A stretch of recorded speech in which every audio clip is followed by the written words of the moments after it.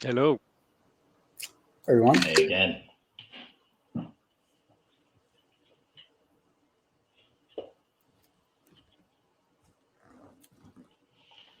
Right. Just give it a couple more minutes. Thank you everyone for joining so far.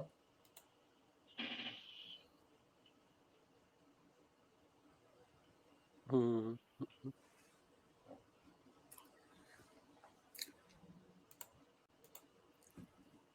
All right, fantastic.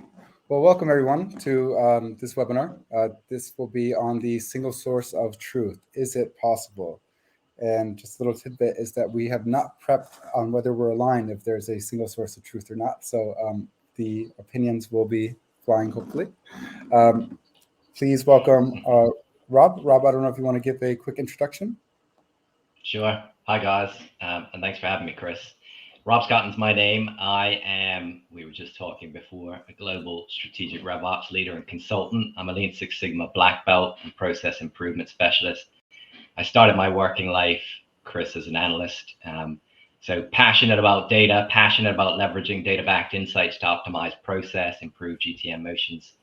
I've built and scaled revenue teams at startups. I worked as a sales OpEx consultant before I joined the London Stock Exchange Group, where I led the total addressable market program. So data, thinking about it, striving for best practice, using it, gleaning insights through its deployment, have been very close to my heart and central to everything I've been doing.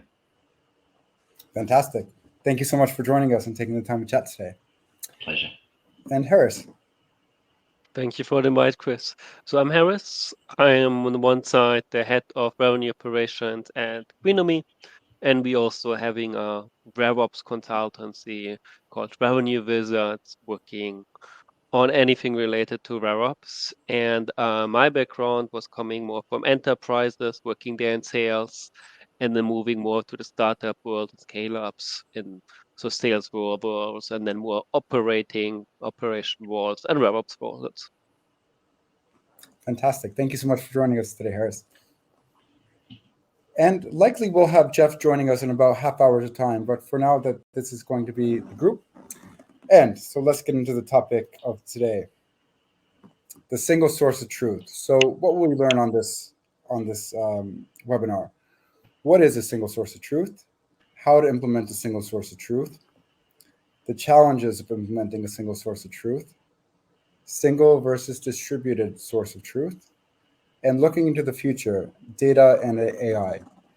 So all of these questions, they sound quite simple. If you are in RevOps, you very much know that these questions are not simple ones, and they require a lot of work, thought, and there's not a right or wrong answer, in my opinion. Rob Harris, I don't know if you have any further comments on just the questions in general. No, I think it's a Yeah, broad sure. I mean, spectrum. Oh, sorry. no, go Rob, on. you Go go on, Harris. first. I was just going to say, it sounded like you had direct impact there, Harris. I was just going to say, how do we want to tackle it? Do we want to go question by question or? Oh yeah, we'll Yeah. be going question by question. I just mean as an overall theme. I don't know if anyone has any commentary on just Yeah. the overall topic. Yeah. Yeah. I mean, I think, look, we'll tuck into the meat of it shortly, Chris, but I think, I think it's almost, we were talking, Harris, weren't we, just beforehand about it being a unicorn. It's sort of something that you can strive for. But I'm sure as we talk through each one of these, we'll get to, I think generally it's a striving for it. And certainly in any organization I've worked in, that's what I've seen. We've had instances of both distributed versions of truth and single sources of truth. But I don't think we can ever confidently say that we've gotten rid of all silos across the organization. Yeah. No, I would agree with that. It's like a topic everybody talks and everybody wants to have a single source of truth. Like so many leaders that talk to, let's get the single source of truth. But yes, and then like the reality and the interpretation, what people also imagine out of it, is something very different. And I think it's also often with this concept that got borrowed from the IT tech world, right? And then wanting to implement, and like it's a very more like on a data infrastructure perspective, very IT driven.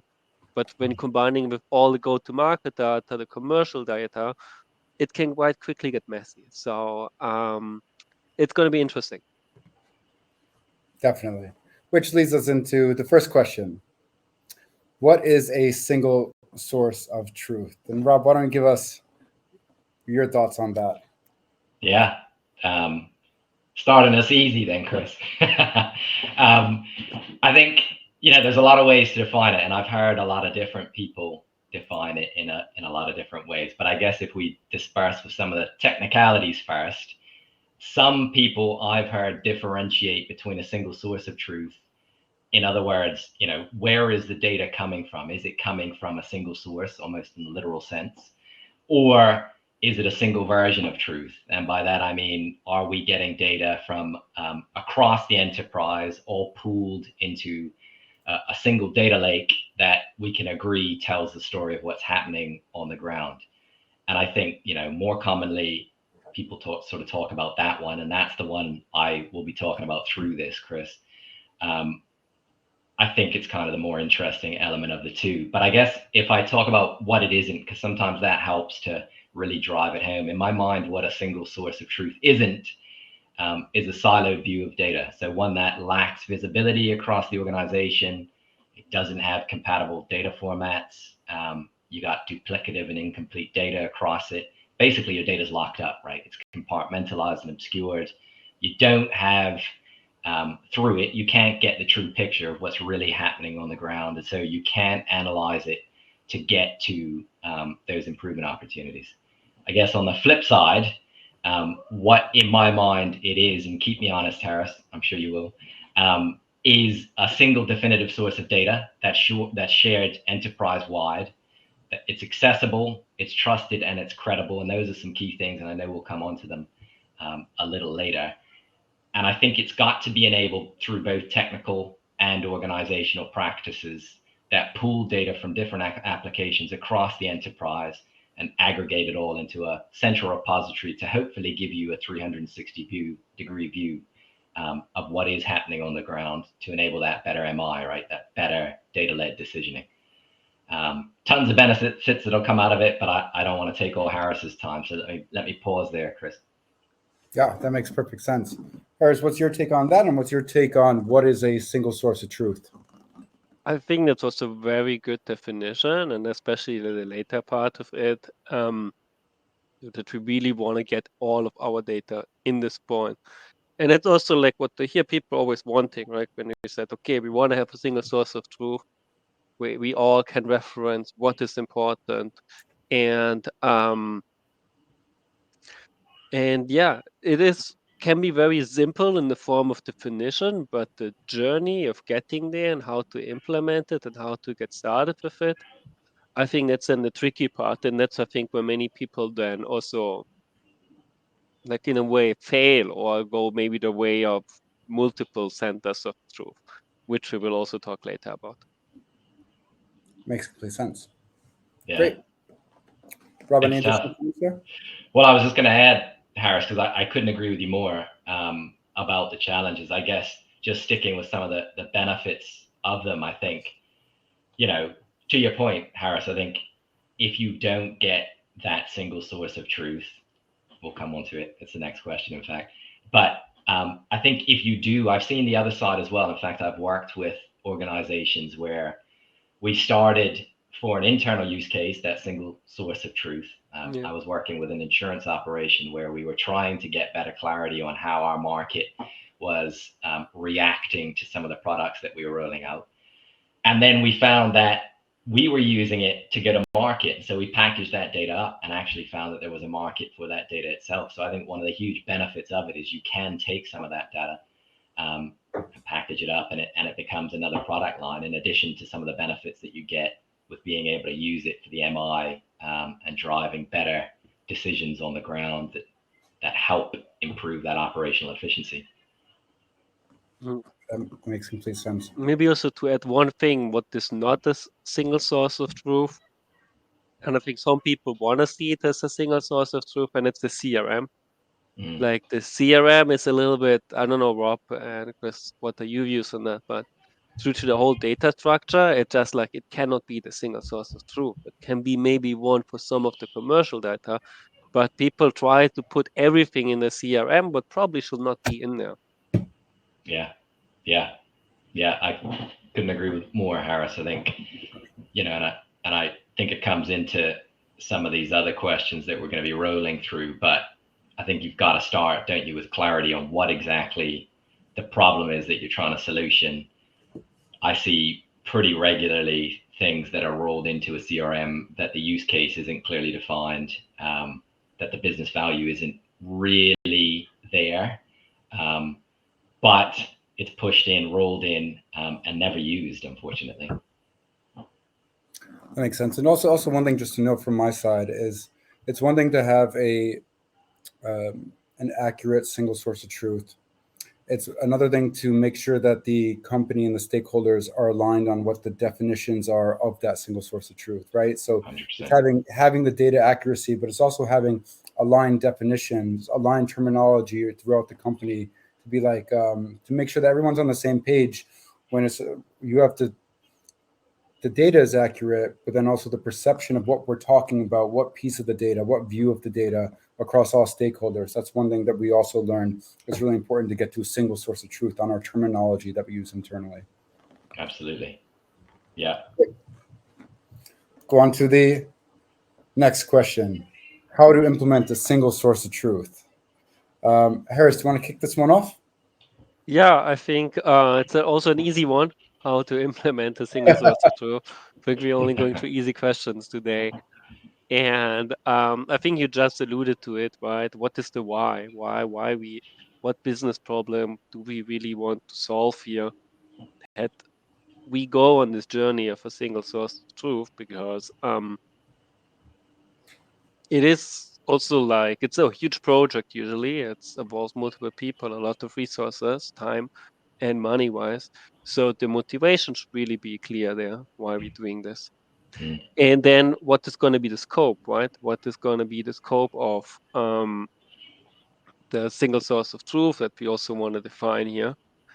And then it's clearly, yeah, which data points we really need to cover, what should be in it.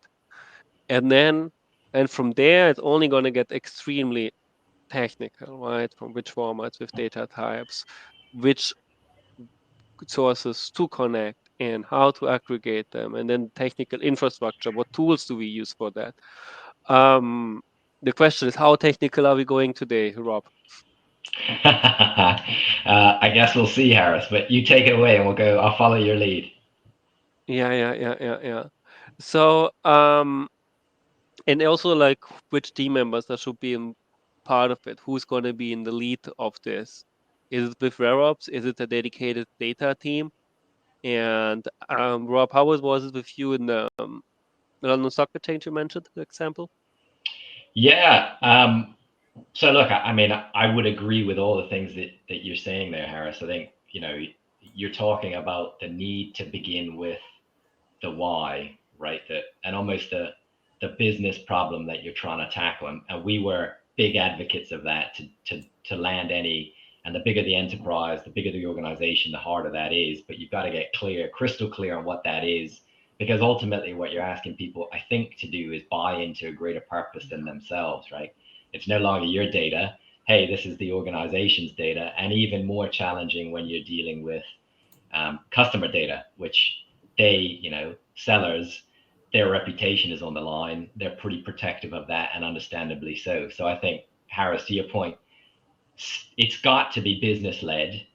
Anything you do, any attempt to get to a single source of truth has to be business led. And I was reading some stuff that Gartner was talking about around this, and I think they put the majority of their failures of getting to a single source of truth on being tech led, right? Something that technology imposes on the business rather than the business saying, hey, this is the problem that we've got, and let's bring in tech to help us solve it.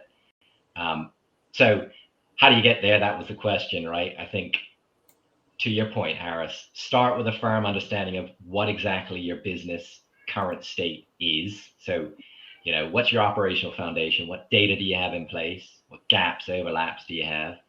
What tech are you bringing in or is already in? And how is that collecting, storing, manipulating your data?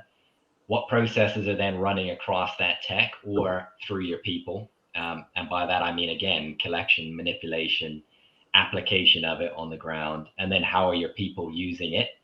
And could they use it in a way that would better benefit them or help them to do their job in a better way if we deploy the data in a different way? So I think if you start with that current state, hopefully the problems that you're dealing with jump out of that, right? Issues arising from it and the impact to the business. And to your point, Harris, I think you've really got to really nail that because you're going to find a lot of challenge when you try and roll any single source of truth out, when you're pooling data and you're telling users that, hey, you're not going to have access to certain data in a certain way, or you need to input it in a certain way, which is a step change from how you used to do. So if you get all that clear, you get a compelling reason to go and attack it, which is addressing a business problem.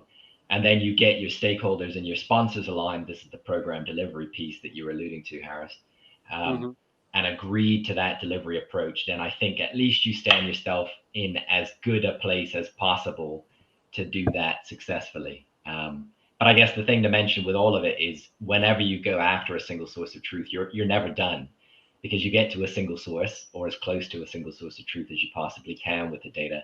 And then you're constantly running things like data cleansing, deduplication, data reformatting. You probably are going to need some kind of exception management process and tech stack control so that people aren't plugging things into your system that take you back to square one. You were asking around the exchange, and I get, we applied that methodology. And we were pretty rigorous about it, Harris. So we had a ton of account data that was held across our tech stack. But the business challenge we knew we faced was threefold. We had no way of seeing all of the accounts across our market that made up our addressable market. We had no visibility of what we should be selling to those accounts. And we had no visibility of where our engagements were with all of those accounts. So the problem really was a lack of insight across our market, which was hindering our awareness, but then ultimately hindering our go-to-market effectiveness. And I was lucky that I worked with some real visionaries in this space who got the agreement to move forward with a total addressable market type program, and then they, through our CRO, and then they handed it off to me to go and get it done. And it was tough, but we worked through all those things and we're pretty rigorous in sticking to that approach, and we made it through. And I'm happy to say that, the total addressable market is still running and running strong. And Chris, we were talking about Cognism, and we managed to work with Cognism to bring some of the lead plugs into all of that, which was really helpful. Great. Any additional points on how to implement a single source of truth? Any preferred tech that anyone has seen that has made their lives 1,000 times easier, or is tech just enabling the methodology in a way? Is that hunting for a sales pitch, Chris? I think you just gave us our sales pitch. Yeah, happily so. And I would say, Cognism really helped with our GDPR stuff.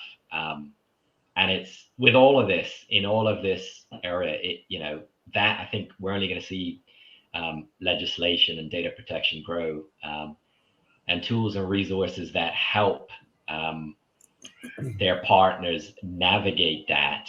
I mean, it's so critical, right? Obviously, if you implement a single source of truth that isn't compliant, not only is there a huge risk to your organization, but it's not trustworthy data. And at some point, your users aren't going to want to embrace it because they themselves are going to know. So I think, you guys are really a cut above on being able to do that. And it's a huge use case, I think. Fantastic. Oh, great.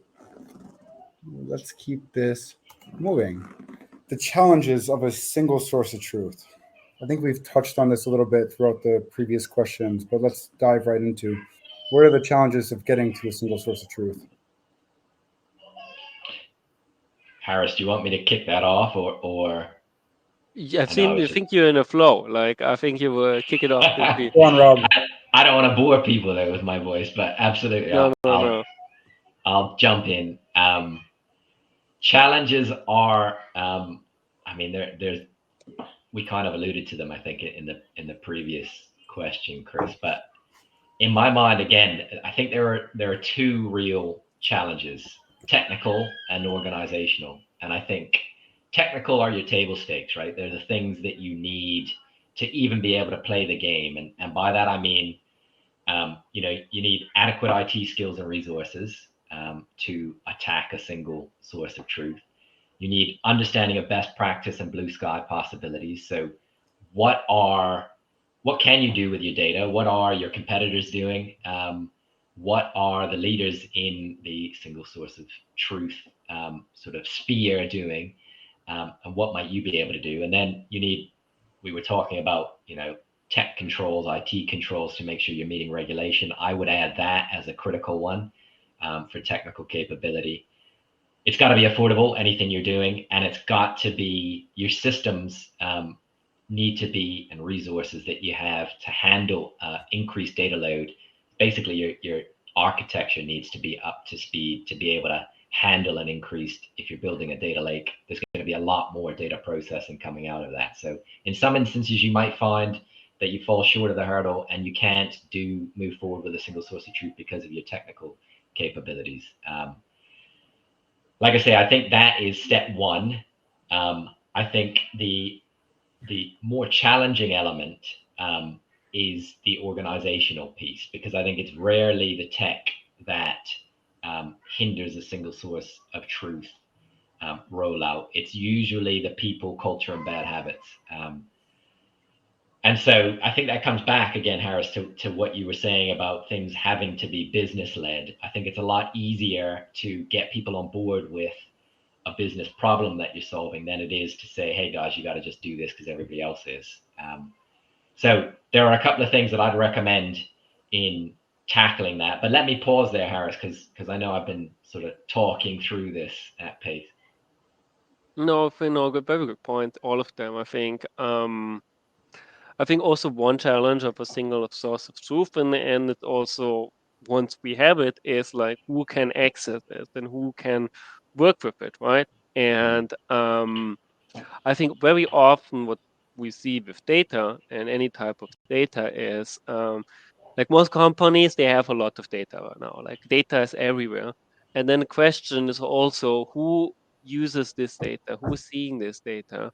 So I often see this with product teams, like so many companies sit on product data, product usage, and but coming back then, who owns it, like the proportional technical people or the business people, right? So when business users then see and have this data accessible, then I think there's a lot of insight that we can derive from that. And I think the challenge there is, well, okay, how can we put the data from a single source of truth accessible to the right people? And I think that is then the big driver of change in the end, and the success factor of your single source of truth. Yeah, I agree entirely. You know, who's using it, and I guess I'd even build on that, Harris, and say, you know, in addition, when do they need it? What sort of urgency and regularity do they need it to be served up for? And you might find that in some instances you have that. Your systems are doing exactly that. In that case, maybe you don't need a single source. Maybe you need several distributed sources that are already sort of pulling the data and serving it up in the way to help you to make those business decisions that you need. But I think it's a great call out that, you know, you need to, again, it comes back to getting crystal clear on that business problem that you're trying to tackle. Yeah, I think, go on, Rob. Go on, Chris. No, go on. I was going to say, I really agree. And I think that's one thing that as operational and RevOps leaders, we always remember to do quite well. Is like when people put in requests and like, hey, like, can I have this view or can I have this piece of data? It's like, ask the 5 whys. Let's really drill down into like, why, what are you trying to solve with this? And let's put our heads together and try to really get to the underlying root of it. And then from there, we take it and we understand what to get as a solution rather than leading solution first.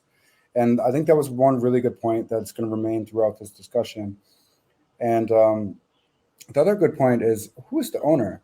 Is it the technical people who are housing the data? are they going to be in charge of auditing that data and ensuring that, or is it the initial source of capture where that data is coming from? At what part is where does that responsibility lie?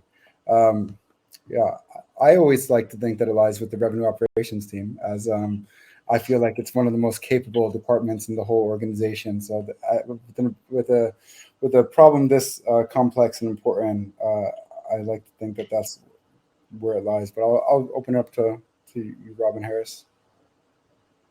Yeah, I think I'm with you. I think RevOps is a great owner for the single source of truth from an usage and interpretation perspective, I think. And I think many RevOps teams differ in terms of the technical skills, right?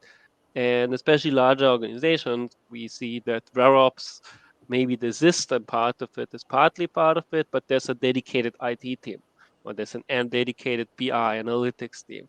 Like, if they own the technical side of the single source of truth, the data lake and everything, I think that's a completely viable option.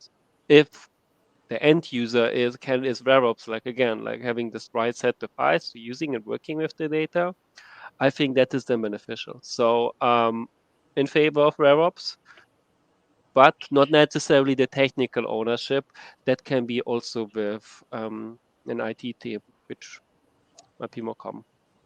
Yeah, it's an ongoing question, isn't it? And I think it makes sense that certainly RevOps are a key player at that table. Sure. We had to, Chris, to your point on sort of almost wresting control of that data. If I sort of recall a rollout of a CRM I did in a former life, some of the challenges that we faced were very much that, right? Ownership level challenges. And we literally had salespeople who were scribbling things in a notebook and throwing them in the back of the car and then moving on. They would use them, right? They would go back to that notebook and get great value from it. And in fact, they knew that there was a need for a CRM. They were on board with doing it because they were getting taken to task by our customers who were keen to discuss with them other product lines, but one business unit couldn't do that, or you might have another business unit who had just visited that customer and we couldn't draw on that insight. So they were getting nailed. They were on board with getting a sort of a CRM rolled in and sharing that data out. But the challenge that we faced was this ownership one of, well, and we had to do a lot of work. And in fact, we brought them into the build out of the CRM to try and navigate some of this stuff. But we had to do a lot of work trying to do a couple of things. One, show that, that we were as respectful of their data as they were, because their reputations were on the line. They felt like they had more in the game.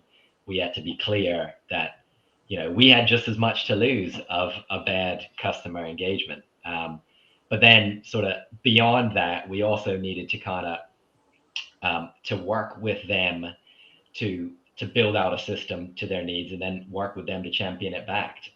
And I think there was a lot of work to be done to say, hey, this is an asset to the organization. So coming back to your RevOps point, Chris, on sort of cross-functional view of data, this is an organizational enterprise-wide asset if we pool it in this way. And we had to do a lot of work with sort of data literacy and getting people to understand how beneficial it could be to them if we were to pool it in that way and use it and deploy it in a different way. Makes complete sense. And going into the next slide, that's something that we touched on a little bit: single versus distributed source of truth. And Rob, I know you touched on this. I'm going to give you the floor first. What is your view on this? Sure.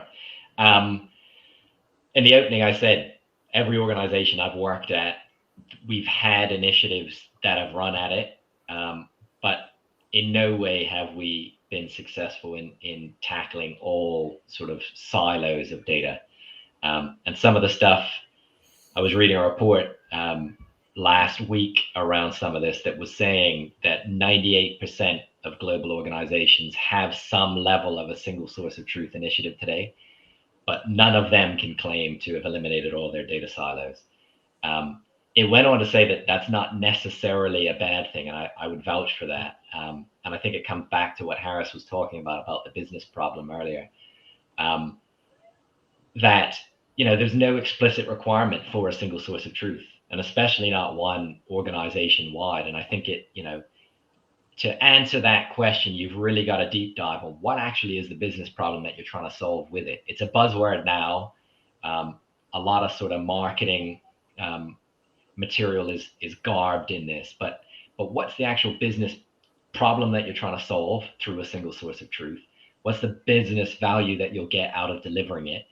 And going back to some of the things that Harris was talking about, right? I think you want to look at what's the relevance of the data that you want to share.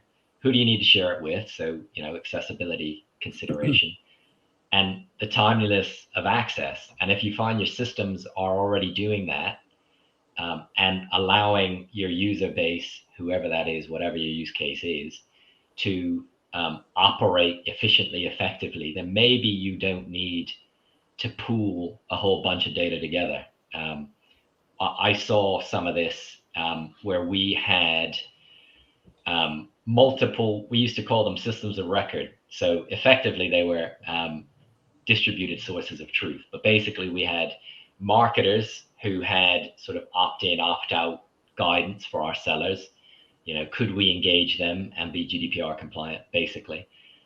We had country level legislative guides that would sort of, that was updated by the legal team, and that guidance was held at country level. And then we obviously had our CRM. And so the nirvana, I think, and what we tried to do was roll all that together so our sellers could see a single source of truth that told them, hey, yeah, you can go to town with this customer because they've opted in, and our legal guidance says everything we're doing is GDPR compliant. The challenge we found was if we were to try and do that, it would massively denigrate our data accuracy. So there was a big risk of non-compliance. And we weren't sure that we could handle the data volumes of processing that would require if we were to have built that data lake. So what we ended up doing was stamping our CRM records, so a one-way sync, and we kept those distributed sources of truth in those other systems with a one-way sync to our CRM to enable our sales teams without having to flow into a full data lake and then query that data lake. Makes complete sense. Jeff, welcome to the party. Hey, sorry for being late, everyone. Had an Hey, emergency. So No good problem. to see you, Rob, Harris, Kristapor. You too. Hopefully all okay. All good. Harris, I think you were going to jump into the flow. Yeah, I think, you mentioned really good points about the single versus distributed source of truth. And it's also when we think of in terms of feasibility, like a distributed single source of truth, it's just way more feasible, right, for most organizations. And there, I think the key step is really working out on these data flows, the stitching of the different platform, and like these integrations and optimizations that are happening. And we all know, like, it can, with the right tools, it can be a relatively easier exercise, especially if there's so many native integration and great tools for building like this integration, which helps you really to have multiple distributed sources of truth. And then it's a question of data hygiene. How it's getting populated. Like, you can make it quite well when having one platform, you make one address change that through the basic integration, all of the platforms are getting correctly updated and built in proper controls. So there are great possibilities in that way in building, I think, a distributed source of truth that is also feasible and way easier to reach than the holy grail of a single source of truth. So I'm a big promoter of the distributed sources of truth. Yeah. Yeah, I think, and I guess to your point on data processing, Harris, I think, that the bigger the organization, the greater the data volume that you're dealing with, Yeah. the more sensible I think often it is to go for that distributed source. But again, it's all got to be informed by that business problem that you're trying to solve or tackle, because you can do a heck of a lot of work on some of this stuff and then your users don't even use it, because again, it doesn't help them. What's in it for them? So if I could jump in, I think the concept of a single source of truth is this almost like a holy grail for many revenue operations or data teams. While I think it's super important to have this big, hairy, audacious goal, the business needs to operate quickly and on time. So if you're a CSM, if you're a sales rep or an SDR, there are pieces of information that you need right then, right there. And you don't need to wait until the single source of truth has that central set of data. You need to be able to input the data into the system, have that flow back into your entire platform. And then you also need to extract the data in a timely fashion. So I think there are certain pieces of information that should go into this concept of a single source of truth. So things that are inalienable data, things that just can't be questioned, but things that need to be updated live or rewritten. Those are pieces that I think can truthfully live on a distributed source of truth. So next steps, capturing call data, those things right there can be truly distributed. For sure. Yep. And I think to your point, Jeff, operating quickly, making sure that the thing, it's accessible and it's accessible within a reasonable time frame, on time, I think you said. And I'd just add to that, everything, it's got to be accurate, and that accuracy might be, to your point, some of that call data, a rep that's updating that record directly rather than it having to roll into something which then it isn't updated for months, and then you have a whole bunch of other challenges. Yeah, if you think, well, we got some music going on. Now, if you think if it's some immutable data, Sorry, right? So what accounts are in the market? What industries do those companies belong to? What's the ARR of each customer? When are the subscriptions start and end dates? That's immutable data that needs to be firmly established, brought back into your single source of truth. You might even, depending on what scale of business you're in, you might have a master data management strategy. Now, if you're smaller or early stage, you might play a little fast and loose with your data governance just on the account of not having enough resources. And so single source of truth, your very first thing that you want to build is strong process. Strong process will lead to strong data. And then once you have that strong data, you can now separate, what's immutable and what's not. Yeah, that makes complete sense. All right, moving on to which is my favorite, looking to the future. How is this going to change data and AI? Who wants to take this fun one to start off? I think I could start a little bit on that part. I think the big part with data and AI, and coming back to your single source of truth, is especially on the enterprise level where companies have a lot of data and that they can leverage to drive the internal insight. And then we're coming back to a data lake again, right? And coming back to the single source of truth, and which you need in a way for all AI, machine learning processes. So the single source of truth is in a way very key for any AI deployment project. And the challenges part is you need to get to a single source of truth. So we are back circling to the starting point of the question. And I think I read recently like 80% of all AI deployment project is going to be spent in data preparation. So getting again, so it's difficult to get to the single source of truth and to really deploy this AI, but I think it's going to be the key as well to really using AI on your data models to have a single source of truth in a way.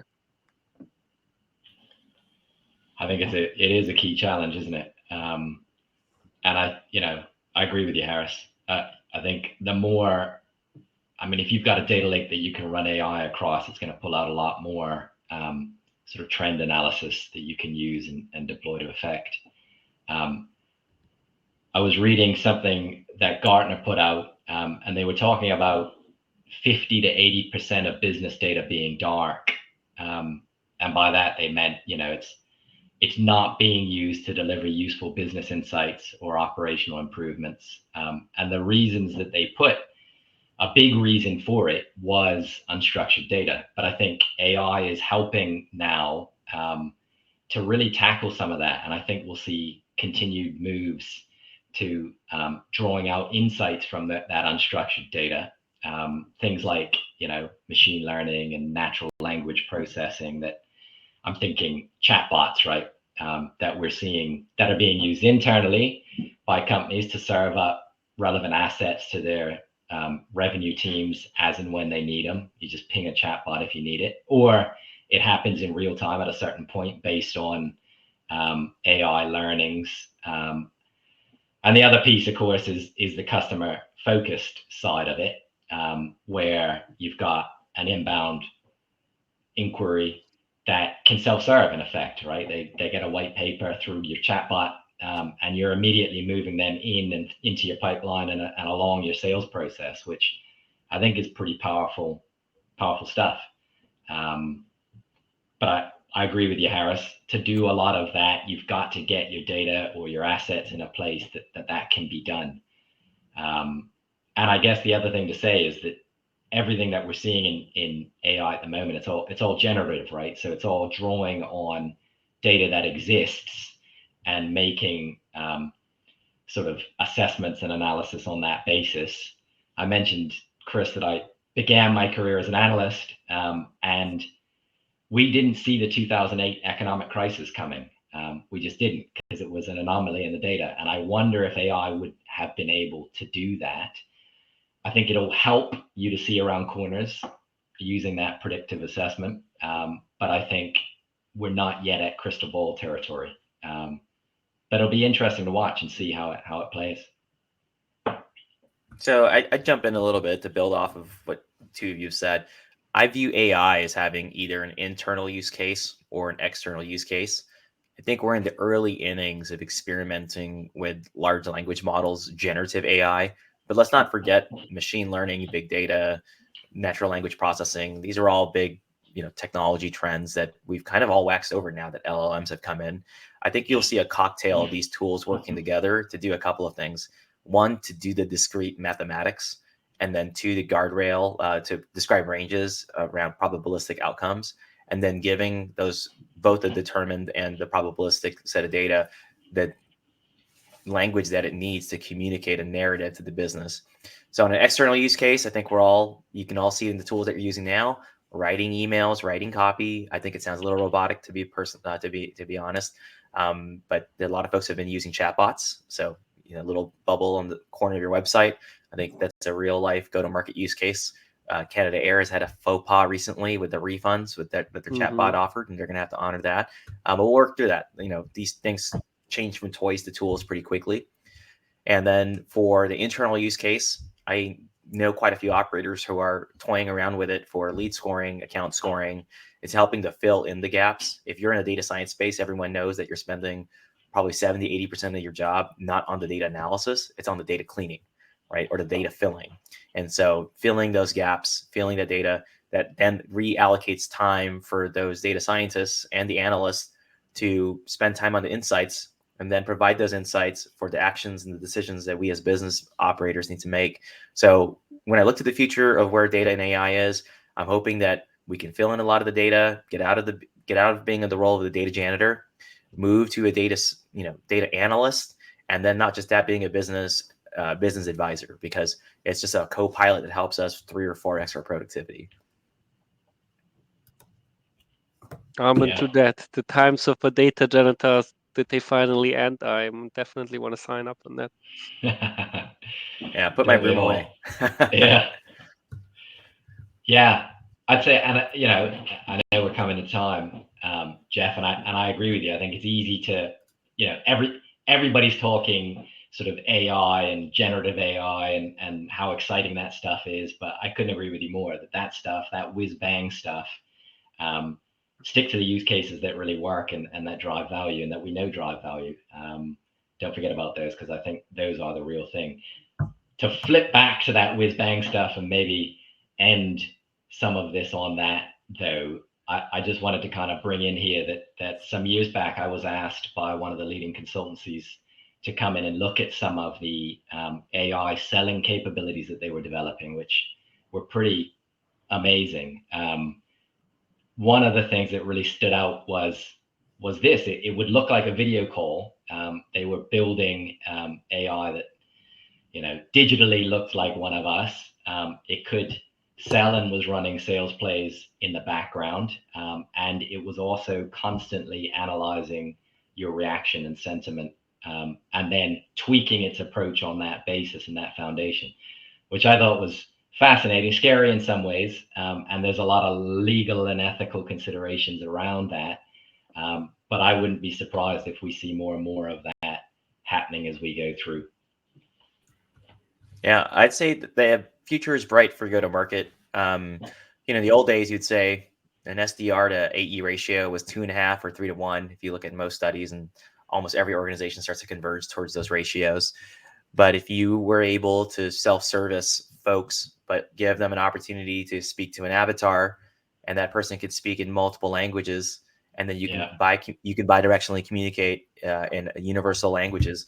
It also makes it feel there's a little bit of Star Trek to go to market, and where go to market is in 2030 is going to be an amazing place from where it is today. The single source of truth means that we're going to be generating more and more data. That data is going to be generated a heck of a lot faster. Hopefully it's going to get to the right hands at the right time, and buyers are going to get the answers they need, and entire companies are going to be able to support that customer base with not just people, but also tools that are, are a superpower to them. So I'm looking forward to, what tools that are out there. I did want to throw it out to the audience. So we have a couple of folks who are watching. Did we miss anything? If you have any questions or comments and want to, interact with the speakers for today, please drop it into the chat. If not, we can keep riffing or give time back for folks. We do have a couple questions in the chat. So one just came in. We've had a fear of deleting data as part of data cleanup. Thoughts?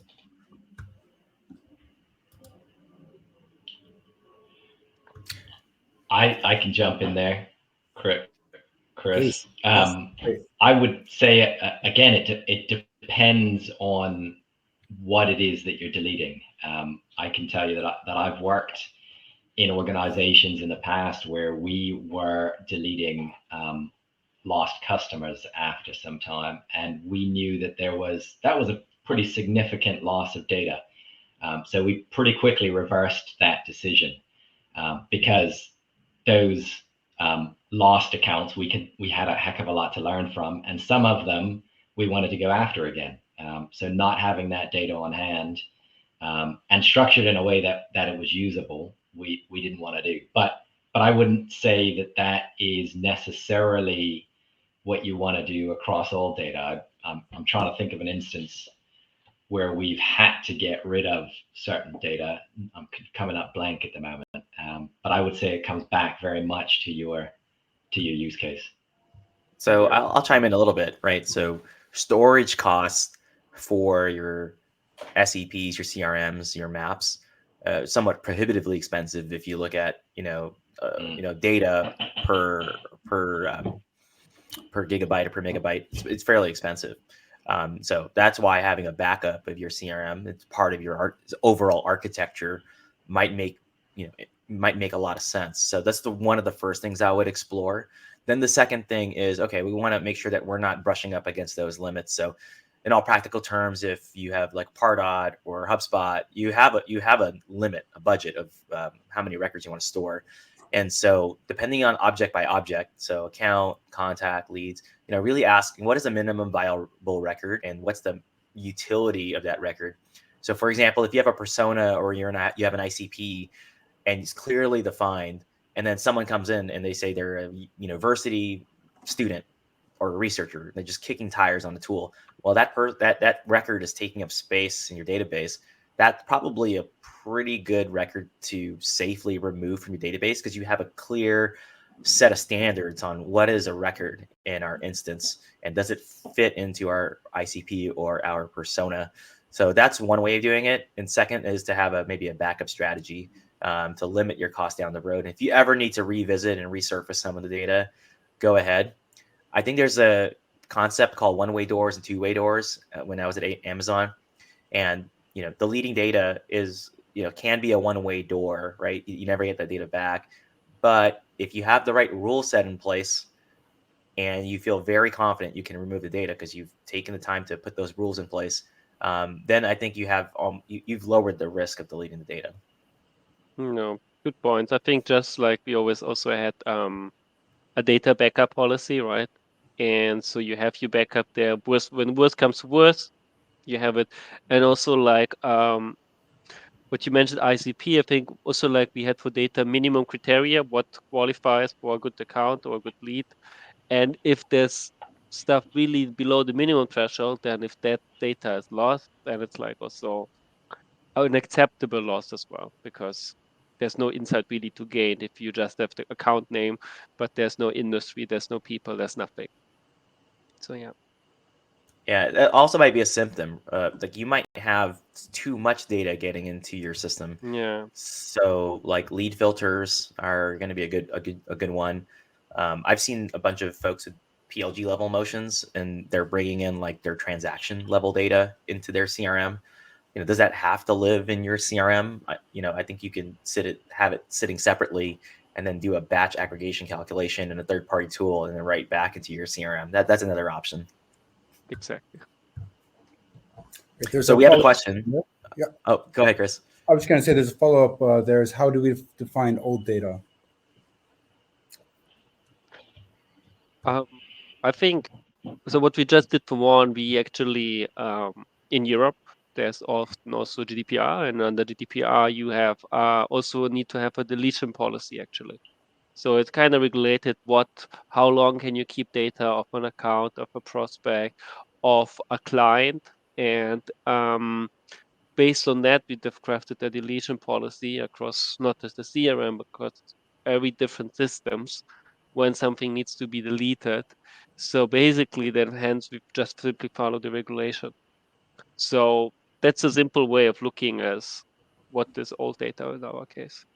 And just one point there that we do, and it really helps having a system where you're archiving the data and not just deleting it. Like we use a company called Own Backup to back us up, and then we just put policies in place like close source opportunities or activities are like 2 years on the activity side if there's no contact with that, and just you make policies, you float them with the relevant leaders, and then everything is archived so you can always roll it back. Always being able to roll back is very, very important. When you're just pressing a delete button and it goes into a black hole, it gets a little bit more scary.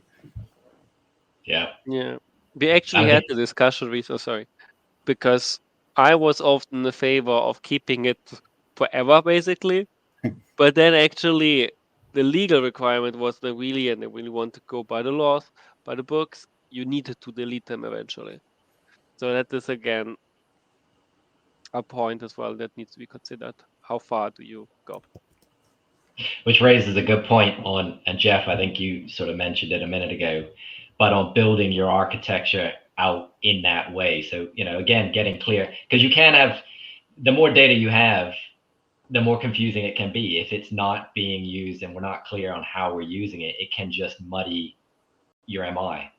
So Jeff, you were talking about ICPs, for instance. If you've got an ICP, it could be an easy way to focus your sellers on those ideal customers or potential customers, rather than rolling in a whole bunch of leads into your system that you then need to manage, many of whom may not even meet your ICP. And so all you're doing, and we saw some of this in some of the work that we were doing, is confusing people and getting them to focus on theoretically prospects that are a lot less likely to close. So we have a question around unsiloing data. I'll read it out loud here. In your experience, what is the most difficult data to unsilo? And unsiloing the data would be the attempt to reach a single source of truth. So anyone want to chime in? From what I've seen, often the work that I've done, it's been around customer data, because there's a lot riding on it. Because what I've found is your sales teams are very connected and attached to that. In the CRM rollout that we did, like I say, we had sellers who did not want to share their data, even though there was a use case for it. but they felt really concerned about sharing that out, not least because they wanted to make sure that they could trust those records and use them as their single source of truth when engaging their customer. And they didn't want other people kind of going in and mucking around with them, even though they knew they could benefit by sort of ballooning it up in a single source of truth. That's what I found. I don't know if you guys have seen anything other. Yeah, from my experience, and this might not be the definition of unsiloed that I have in my head, but it's like it would be product usage data, because like that's pretty truthful product usage data, but dragging it out into kind of like the limelight and making it accessible for all teams that need access to it, not just the product team, and getting that data like queryable and being able to bake that into certain aspects. Yeah, it's not the definition of siloed that you use, Jeffrey, but to me, that one is because the benefit that you get from dragging that out from like your Pendos or mixed panels of the world and putting it into a data lake and getting it accessible to the wider audience. Yeah, so that's what I've seen from my experience, but I'll open it up to Harris or Jeff. I'd like to get to this other question, actually. Talked about any tips for developing predictive analysis to reducing churn using usage data? Health scores, customer health scores. Yeah, I'll give you my first one. Any admins that stop logging in. If an admin stops logging in, there's a canary in the coal mine. You can tag power users. Power users would be highly engaged users. You might have a killer feature, and if folks aren't using those killer features, you're either an ancillary use case or a nice to have, and that you're at risk of not providing value for the customer. And then the customer health score, which can wrap and encapsulate all those different weightings that I just previously mentioned. Yeah, I would echo the customer health score and really like building in the criteria that are relevant for your company and for your business, right? So sometimes it's fine if people don't log in for your product for half a year. Like I was using for a software company, and it was a reporting solution. So it was a very seasonal product. There was a peak during one duration, and if the peak was keep coming, then yeah, okay, it's fine if they actually don't use it all the time, but they still need to report in a certain period. So so your health score is going to be very personal to the company you're working on. And it's really then to identify what are your criteria for you to determine, and then building them into the product that you can manage it using something like a mix panel that you can aggregate it. And then, like Chris mentioned, is making it available to the right people. So especially then your customer success team, that they can have an account managers, that they can easily see that. That's I think the key, because I think some people have the data as well, but the wrong people are seeing it as well, and that's an issue as well. I'll also chime in one more time. You can use tools like Cognism, for example, to identify if new leadership has come in 3 to 4 months prior or earlier to your renewal date. Usually new leaders come in, and if they don't understand the value, you're not multi-threaded into that account as a customer success manager or an account manager. New leaders sometimes want to make a brand new splash, and one of the biggest things they could do is rip your tool out and get another one. So I would just, not just the product usage data, I would look at the organization and see who's there and what's the strength of relationship you have. Great point. So we've got a minute left. We're going to the last question, and if we end there, we'll. I think we had a good run. Thank you for all the speakers, and thank you to Chris for filling in for me. And I apologize to everyone for being late. But the last question is, this company has a source of truth in an AWS, basically a SQL database. How can they create higher level of accessibility to the entire organization?